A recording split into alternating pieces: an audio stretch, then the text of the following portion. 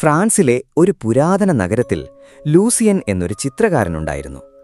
അദ്ദേഹം വരച്ച ഒരു ചിത്രം ലോകത്തിലെ ഏറ്റവും മനോഹരമായ കലാസൃഷ്ടിയാണെന്ന് ജനങ്ങൾ പുകഴ്ത്തി. പക്ഷേ ആ ചിത്രത്തിന് ഭയാനകമായ ഒരു രഹസ്യമുണ്ടായിരുന്നു. ആ ചിത്രം സ്വന്തമാക്കുന്നവന് പിന്നീട് വാർദ്ധക്യം ബാധിക്കില്ല.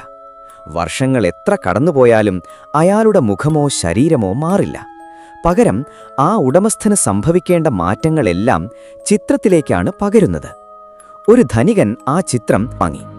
20 വർഷങ്ങൾ പിന്നിട്ടിട്ടും അയാൾ ഒരു യുവാവിനെ പോലെ തിളങ്ങി നിന്നു.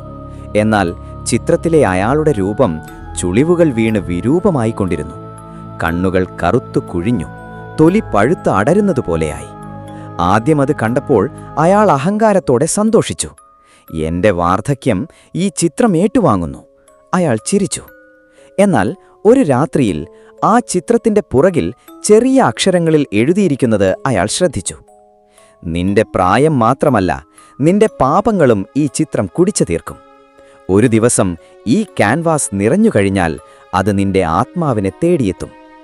അന്നുമുതൽ ആ വീട്ടിൽ വിചിത്രമായ കാര്യങ്ങൾ സംഭവിക്കാൻ തുടങ്ങി. രാത്രികാലങ്ങളിൽ ചിത്രത്തിൽ നിന്ന് ആരോ ചിരിക്കുന്ന ശബ്ദം കേട്ടു, ഭിത്തിയിൽ നഖങ്ങൾ കൊണ്ട് മാന്തുന്നതുപോലെ. ഒടുവിൽ ചിത്രത്തിലെ ആ വൃദ്ധരൂപം പതുക്കെ കണ്ണുകൾ ചലിപ്പിക്കാൻ പോലും തുടങ്ങി. ഭയം മൂത്ത ഒരു ദിവസം അയാൾ ആ ചിത്രം കത്തിക്കാൻ ശ്രമിച്ചു. പക്ഷേ തീ ആളിപ്പടർന്നത് ചിത്രത്തിനല്ല, മറിച്ച് അയാളുടെ ശരീരത്തിനായിരുന്നു. അടുത്ത ദിവസം ആ വീട്ടിലെത്തിയവർ കണ്ട കാഴ്ച നടുക്കുന്നതായിരുന്നു. ഭിത്തിയിൽ യാതൊരു കേടുപാടുമില്ലാതെ ഒരു യുവാവിന്റെ മനോഹരമായ ചിത്രം തൂങ്ങിക്കിടക്കുന്നു.